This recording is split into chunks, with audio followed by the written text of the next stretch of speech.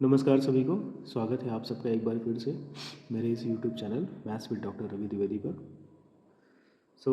अभी जो हम लोग लेक्चर्स कर रहे हैं वो इनफाइनाइट सीरीज़ और उसके टेस्ट पर है।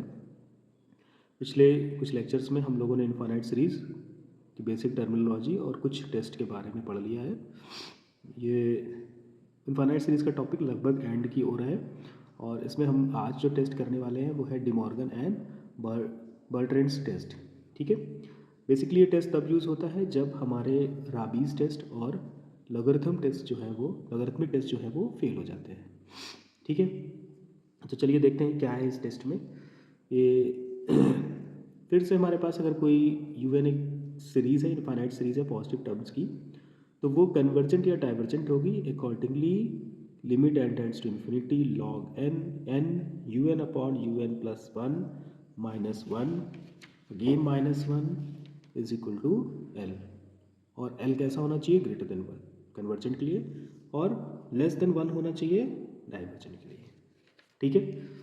इसी का एक ऑल्टरनेट फॉर्म भी है जिसको हम लोग हायर लॉगरिथमिक टेस्ट भी बोलते हैं।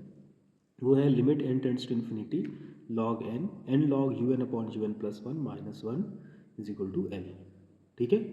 सो अगर अगेन एल की वैल्यू ग्रेटर देन वन है तो कन्वर्जेंट और लेस देन वन है तो डाइवर्जेंट। ठीक है। तो इसकी वर्किंग क्या है वो तो हम लोग ऑलरेडी समझ चुके हैं कि सबसे पहले हम लोग रेशियो टेस्ट अप्लाई करते हैं। रेशियो टेस्ट फेल हो जाता है तो हम लोग राबीज टेस्ट या फिर लॉगरिथमिक टेस्ट, इन दोनों में से कोई एक टेस्ट अप्लाई करते हैं। ठीक है। फिर जब ये दोनों फेल हो जाएंगे तो हम लोग डी मॉर्गन एंड बर्ट्रेंड्स टेस्ट जो है उनको अप्लाई करेंगे। ठीक है।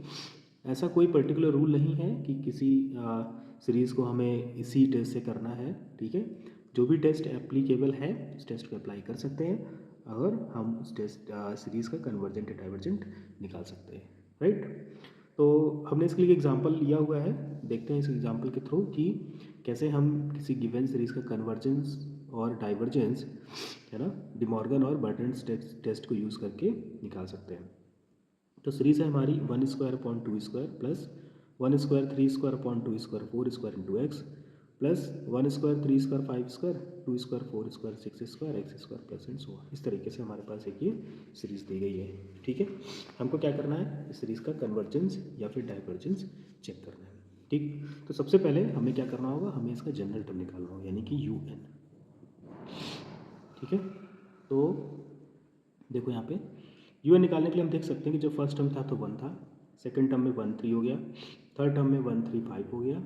ठीक है। इसी तरीके से फोर्थ टर्म में वन थ्री फाइव सेवन हो जाएगा। और डिनोमिनेटर में क्या है?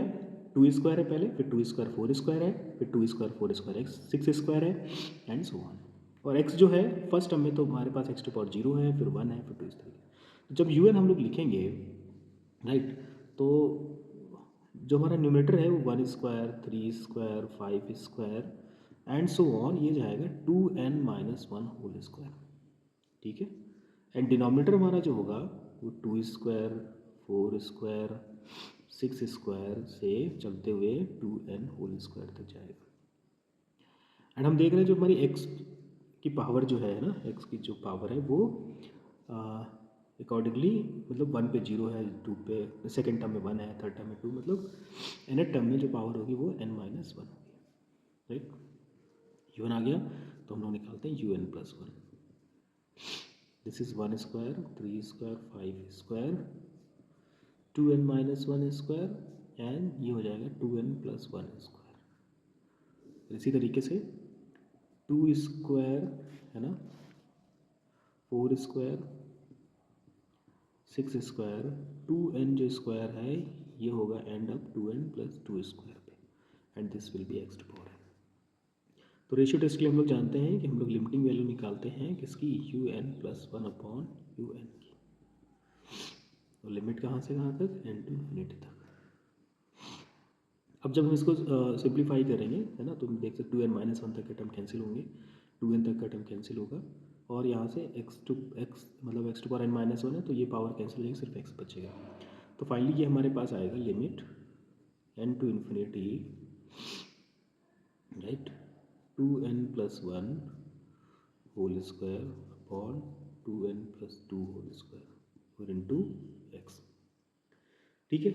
तो जैसे इस पर लिमिट अप्लाई करोगे है ना। यहाँ से 2n कॉमन करेंगे, यहाँ से 2n कॉमन करेंगे तो 1 + 1/2m, 1 + 1/m, राइट। और ये इन्फिनिटी पे क्या हो जाएगा, 1 हो जाएगा। तो बेसिकली क्या आ जाएगा, x आ जाएगा। फिर से वही कंडीशंस हैं कि x is less than 1 implies convergent, ठीक है, ग्रेटर देन 1 इम्प्लाइज डाइवर्जेंट। और हमें क्या करना है, हमें निकालना है अब एट x = 1, बिकॉज x = 1 पे टेस्ट हमारा फेल हो जा रहा है। तो चलिए हम लोग चेक करते हैं x = 1 पे, क्योंकि हमारा DL-Lambert रेशियो टेस्ट फेल हो गया। अब हम लोग राबीज टेस्ट अप्लाई करेंगे, ठीक है। तो राबीज टेस्ट याद है अगर आप लोगों को, राबीज टेस्ट क्या था, राबीज टेस्ट था limit n tends to infinity, right, n un/un + 1 - 1। और ये कैसा आना चाहिए, अगर ये ग्रेटर देन 1 है तो कन्वर्जेंट, लेस देन 1 है तो डाइवर्जेंट, = 1 पे टेस्ट फेल हो जाएगा। तो हम लोग भी क्या निकालते हैं, un/un + 1 निकालते हैं, फिर इसमें 1 माइनस करेंगे और n से मल्टीप्लाई कराएंगे। तो un/un + 1 की वैल्यू एट x = 1 क्या आएगी, 2n + 2 whole square upon 2n + 1 whole square, ठीक है। अब हम लोग क्या करेंगे इसमें से, है ना, 1 माइनस करके n से मल्टीप्लाई करा देंगे। n 2n + 2 + 1, है ना, इसको ऐसे भी लिख सकते हैं -1, ठीक है। सेम कंडीशन है, एलसीएम लेकर के हम लोग इसको सॉल्व कर सकते हैं। तो ये इधर होल स्क्वायर जाएगा, इधर होल स्क्वायर जाएगा, ठीक है। ये कुछ टर्म्स कैंसिल भी हो जाएंगे, ये बनेगा 4n² + 4 + 8n - 4n² - 4n - 1 और अपॉन में 2n + 1 whole square. 4n² cancel हो जाएगा, है ना, बेसिकली आएगा n 4n + 3, ठीक है, अपॉन में 2n + होल स्क्वायर। फिर से जब इसमें लिमिट अप्लाई करेंगे, limit n to infinity n un/un + 1 - 1 equal to, तो देखो यहाँ से हम n कॉमन करेंगे, 4n कॉमन कर लेते हैं, 4n² हो गया, 2n कॉमन करेंगे तो 4n² हो जाएगा। तो क्या बचेगा हमारे पास, limit n to infinity 1 + 3/4n upon 1 + 1/2n whole square, ठीक है। जैसे लिमिट अप्लाई करेंगे ये 1 हो जाए, ये 0 हो जाएगा, ये 0 हो जाएगा, 1/1 यानी कि वैल्यू क्या आ जाएगी, 1 आ जाएगा, ठीक है। हम यहाँ पे क्या किए थे, अप्लाइंग राबीज टेस्ट,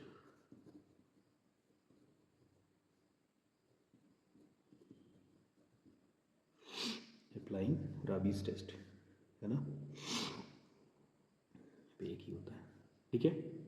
तो राबीज टेस्ट भी हमारा क्या आ गया, =1 आ गया, यानी राबीज टेस्ट भी हमारा क्या हो गया, फेल हो गया, ठीक। अब राबीज टेस्ट फेल हो गया तो हम लोग क्या अप्लाई करेंगे, डी मॉर्गन एंड बर्ट्रेंड्स टेस्ट, ठीक है। चलिए इसको अप्लाई करते हैं जरा हम लोग। तो सबसे पहले हम लोग लिख लेते हैं कि बेसिकली हमको क्या निकालना है, हमको निकालना है log n un/un + 1 - 1 again -1, right. ये log n जो है ना, -1 दिस, ठीक है। और फिर इस पर हमें क्या करना है, लिमिट लेना है, फिर इस पर हम लोगों को लिमिट लेना है। तो हम ये वैल्यू तो ऑलरेडी निकाल चुके हैं, n un/un + 1 - 1, ठीक है। ये क्या वैल्यू है देखो, n un/un + 1 - 1,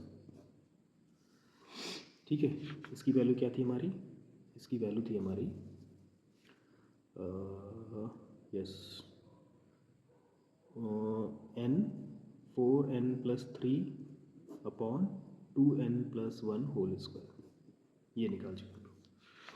अब हम लोग क्या करने वाले हैं, ठीक है, इस पर हम लोग -1 करेंगे, और फिर log n से मल्टीप्लाई कराएंगे. This implies n un upon un plus one minus one minus one. तो जैसे इसमें -1 करेंगे, ठीक है, और क्या करेंगे, एलसीएम लेके इसको सॉल्व करेंगे. 4n plus 3 2n plus one whole square minus one. Sorry, तो ये आएगा देखो 4n square plus 3n minus 4n square minus 4n minus one 2n plus one whole square. ठीक है, ये 4n स्क्वायर कैंसिल हो गया, 3n माइनस 4n मतलब माइनस n हो गया. ठीक है, और माइनस वन, यानी कि माइनस अगर कॉमन कर ले तो n प्लस वन है ना. This is minus n plus one upon 2n plus one whole square. अब इस पर क्या करते हैं, log n से मल्टीप्लाई करा देते हैं.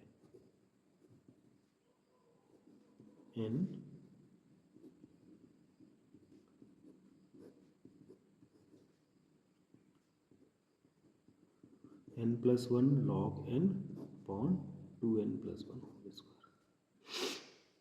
ठीक है, सो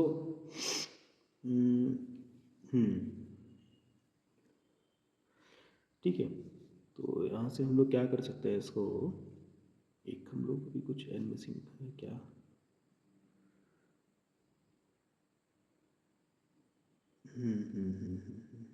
यस यस यस. तो एक देखो मैं लिमिट बता देता हूँ. लिमिट अगर n टेंड्स टू इन्फिनिटी है ना, और log n अपॉन n, ठीक है, log n अपॉन n, इसकी वैल्यू 0 होती है. ठीक है, लिमिट अगर n टेंड्स टू इन्फिनिटी है, log n अपॉन n की वैल्यू जो होगी वो 0 होती है ना. कोई एल हॉस्पिटल रूल यूज़ करके इसको वेरीफाई कर सकते हो, इसकी वैल्यू 0 होगी. तो हम क्या करेंगे यहाँ पे, इसको इस फॉर्म में बनाएंगे. सो दिस विल बी, अगर इस पर लिमिट अप्लाई कर देते हैं, limit n to infinity log n ओ un plus one minus one. This is equal to limit n to infinity minus n plus one, और यहाँ पे एक n से मल्टीप्लाई कराते हैं. ठीक है, और एक n से क्या करते हैं, आपको इसको डिवाइड करा लेते हैं. ठीक है, एक n से हम लोग इसको डिवाइड करा लेते हैं. तो जैसे इसमें लिमिट अप्लाई करेंगे हम लोग, ठीक है, जैसे लिमिट अप्लाई करेंगे, ये वैल्यू जो है ये आ जाएगी 1/4. क्या आ जाएगी, 1/4, और ये वैल्यू आ जाएगी 0. तो ये बेसिकली क्या बन जाएगा हमारा, ये बन जाएगा, this implies limit n to infinity log n un upon n plus one minus one equal to, ये आ जाएगा 0, right. And 0 is a finite quantity less than 1. ठीक है, तो हमको पता है कि जो बर्ट्रैंड्स टेस्ट है उसमें अगर वैल्यू हमारी लेस देन 1 आती है तो वो कैसी होती है, डाइवर्जेंट होती है ना. This implies at x is equal to 1 है ना, समेशन जो भी हमारा un था इज डाइवर्जेंट. तो हम फाइनल कंक्लूजन बना सकते हैं, फाइनल रिजल्ट ऐसा लिख सकते हैं. फाइनल हम लिख सकते हैं कि जब हमारा series for x less than 1, ठीक है, summation un is convergent, and for greater or equal to 1 un is divergent. ठीक है, इसी तरीके जो अल्टरनेटिव फॉर्म है ना, उसको भी हम लोग अप्लाई कर सकते हैं, है ना. तो ऐसा कुछ मैंने कुछ स्पेसिफिक ऐसा मतलब क्राइटेरिया बताए हैं, तो उनको छोड़ के मतलब ऐसा कोई पर्टिकुलर रूल नहीं है. ठीक है, कि मतलब हमें ये टेस्ट ही अप्लाई करना है. कभी कभी ऐसा होता है, रेशियो टेस्ट होने के बाद फेल होने के बाद कंपैरिजन टेस्ट से भी काम बन सकता है. कभी राबीज टेस्ट लगाना पड़ सकता है, राबीज टेस्ट फेल होगा तो फिर हम बर्टन टेस्ट भी लगा सकते हैं, हायर लॉगरिथमिक टेस्ट भी लगा सकते हैं. तो मतलब ये है कि कौन सा टेस्ट हमारा एप्लीकेबल है. ठीक है, और एग्ज़ाम में भी ऐसा कुछ फिक्स करके नहीं देते हैं कि वो आपको यही टेस्ट अप्लाई करना है. बहुत रेयर केस में होता है, आपको बस क्वेश्चन दिया जाएगा, test the convergence of the series.